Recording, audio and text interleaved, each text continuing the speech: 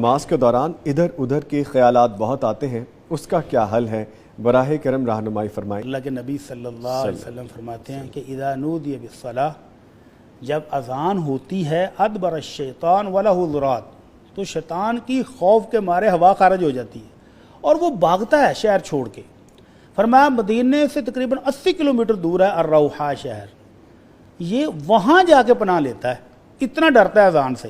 اس لیے جس گھر میں جن اور جادو کا اثرات ہو وہاں وہ جو معلمین ہیں وہ کہتے ہیں کہ اذانیں پڑھو، تو اذان سے یہ خوف کھاتا ہے، بھاگتا ہے، ہوا خارج ہو جاتی ہے اس کی، لیکن جیسے ہی اذان ختم ہوتی ہے تو بھاگتا ہے نمازیوں کو وسوسے ڈالنے کے لیے۔ اقامت شروع ہوتی ہے تو پھر دوڑ جاتا ہے، اقامت ختم ہوئی، جیسے ہی نماز شروع ہوئی تو یہ آ جاتا ہے، ایسی ایسی بھولی ہوئی چیزیں یاد کرواتا ہے، ایسی ایسی پلاننگ نماز میں کراتا ہے کہ اللہ کے نبی صلی اللہ علیہ وسلم فرماتے ہیں کہ وہ بندہ شیطان کے وسوسے ڈالنے پر یاد کرتا رہتا ہے حتیٰ کہ یہ حالت ہو جاتی ہے کہ اس کو یاد ہی نہیں رہتا کہ کتنی رکعتیں پڑھی ہیں، سجدہ بھی کیا ہے کہ نہیں، تشہد بیٹھا تھا کہ نہیں۔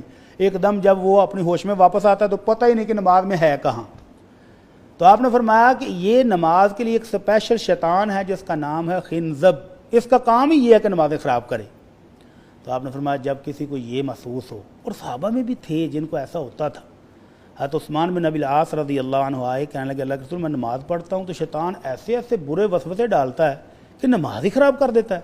تو آپ نے فرمایا جب بھی وہ خنزب آئے آ کر نماز خراب کرنے کی کوشش کرے تو تم اعوذ باللہ من الشیطان الرجیم پڑھ کے تو بائیں طرف ایسے تھوڑا سا مڑ کے تھتکارنا، ہلکا سا لعاب ہوا کے ساتھ ادھر پھینکیں تو یہ ذلیل و خوار ہو کر بھاگ جائے گا۔ تو حضرت عثمان رضی اللہ تعالیٰ عنہ کہتے ہیں کہ اس کے بعد پھر میری نماز سیٹ ہوگی، پھر یہ آنا بند ہو گیا۔ تو اس کے نماز کے علاوہ بھی یہ شیطان جو ہے یہ انسان کو وسوسے ڈالتا ہے۔ صحابہ کرام آئے، کہنے لگے اللہ کے رسول ایسے ایسے خطرناک وسوسے آتے ہیں کہ زبان پر لاتے ہوئے بھی ڈر آتا ہے کہ یہ کیا میرے دل میں خیالات آ رہے ہیں۔ تو آپ نے فرمایا واقعی ایسے خیالات آتے ہیں؟ کہنے لگے جی ہاں اللہ کے رسول بڑے خطرناک خیالات ہیں۔ تو آپ نے فرمایا ذاک صریح الایمان، یہ ہے پکا اور خالص ایمان، صحیح پیور چیز یہاں موجود ہے تو شیطان چرانے آتا ہے، اگر دل میں ہو ہی کچھ نہ تو شیطان نے کیا لینے آنا ہے۔ تو تمہارے دل میں یہ خالص ایمان کی موجودگی کی دلیل ہے کہ شیطان وسوسے ڈالنے آتا ہے، لہذا ان وسوسوں سے پریشان نہیں ہونا، بلکہ ان کو دور کرنے کے لیے علاج بھی اللہ کے نبی نے جو بتایا وہ کریں۔ لیکن اس کا مطلب یہ بھی نہیں ہے کہ شیطان نے آ کر ہلکا سا آپ کو ٹچ کیا کہ یاد کر تیری فلانی چیز وہاں پڑی ہے تو بس بندہ پھر اسی پلاننگ میں ہی لگ جائے اور نماز گزر جائے تو نماز ختم ہو جائے۔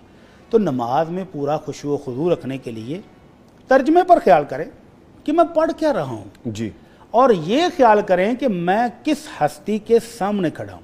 ابھی میں اور آپ ایک دوسرے کی طرف دیکھ کے بات کر رہے ہیں، اگر ہم میں سے کوئی ایک بندہ تھوڑی سی توجہ ادھر کرے دوسرے بندے کا بات کرنے کو دل نہیں کرتا۔